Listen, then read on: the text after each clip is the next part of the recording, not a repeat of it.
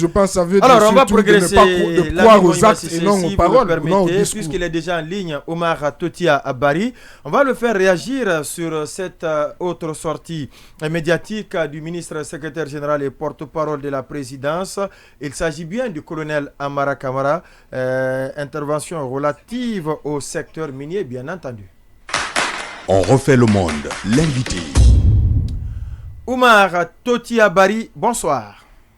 Bonsoir, Monsieur Condé. Merci d'avoir accepté notre invitation. Alors, on vous lit rapidement cet extrait du colonel Amara Kamara. Est-ce que vous savez qu'aujourd'hui, il y a près de 100 permis miniers qui ont été retirés et qui n'étaient pas dans les normes? Plus de 100 permis miniers qui étaient en train d'opérer en Guinée n'étaient pas dans les normes.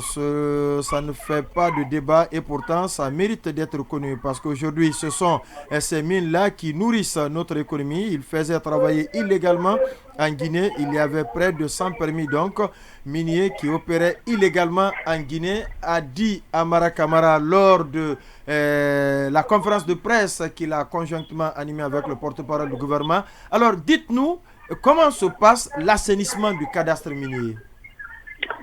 Merci, Monsieur Condé. En fait, vous savez, la question du cadastre minier, c'est une question qui a fait l'objet de réformes pendant le régime de Alpha Condé, avec la mise en place d'une carte numérique qui permet à chaque citoyen, par exemple, d'aller chercher l'information pour chercher à localiser la présence d'une entreprise minière.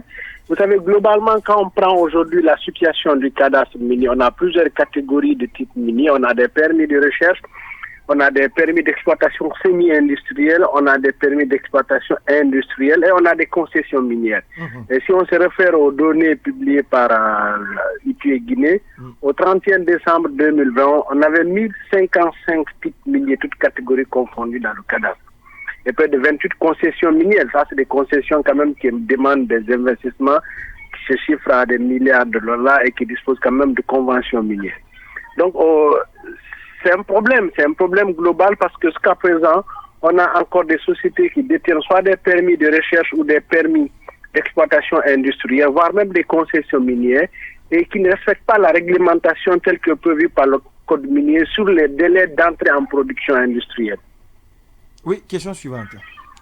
Alors, quand on vous rapporte les propos du colonel Amara, comment vous les trouvez alors que vous-même vous avez dit qu'il y a eu des réformes du temps du président Alpha Condé sur le cadastre minier?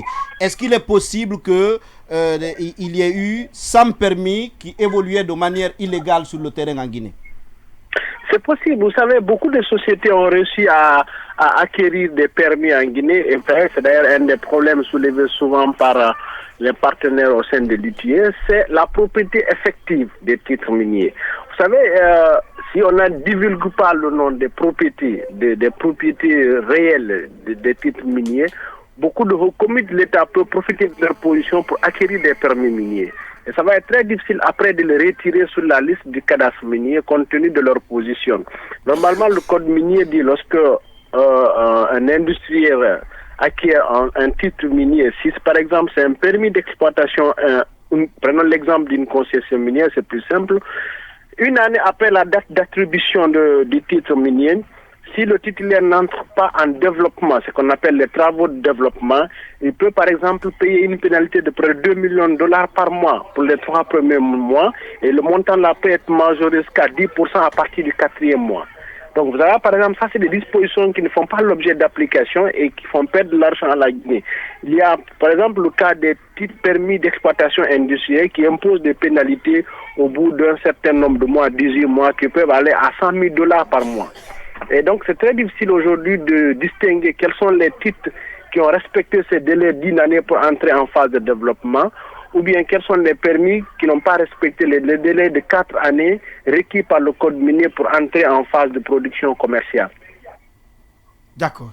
Oui, très rapidement. Oui, est-ce que le spécialiste que vous êtes peut nous résumer en gros comment vous concevez le bilan, comment vous percevez le bilan du CNRD sur les questions minières? Vous savez, le CNRD, cette année de gouvernance a été marquée par de grandes annonces, de grandes décisions, parfois des décisions qui font l'objet de marketing politique, comme par exemple la décision des raffineries.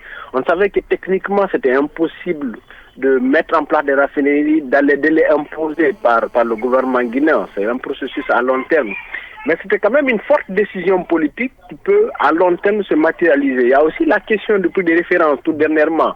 C'est vrai que ça permet de lutter contre les prix de transfert. Il y a par exemple le conseiller fiscal qui disait que la Guinée perdait à cause de ces phénomènes de prix de transfert près de 350 millions de dollars par an pour l'année 2020, ne serait-ce que.